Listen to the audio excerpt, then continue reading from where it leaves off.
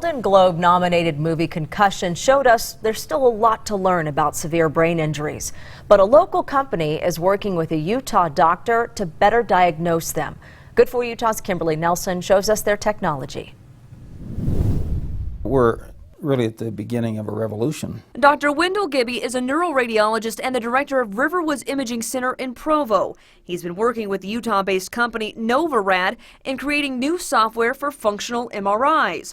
Most MRIs look at anatomy. Functional MRIs can actually show brain activity. There are many situations in humans where the brain can be severely injured or dysfunctional, and yet the anatomy looks normal. To show how it works, I decided to get the MRI and take the brain function tests.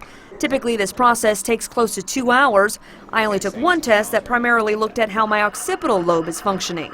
We put you in the MRI scanner, and then we took thousands of images as you did different types of tests. In your case, we were looking at object recognition.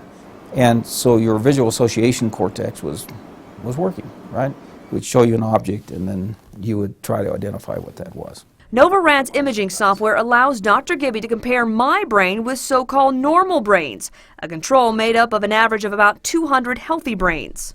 So this is normal structure, and this is normal activation. Now, I've had several serious head injuries. The most recent concussion came from a skiing accident.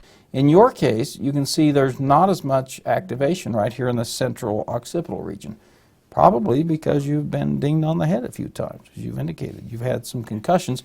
And it turns out this area of the brain is very close to where you can get an injury. Dr. Gibby says the fMRIs can also be used to help diagnose Alzheimer's, dementia, and the effects of drug abuse, and may one day be used in the diagnosis of autism and even schizophrenia.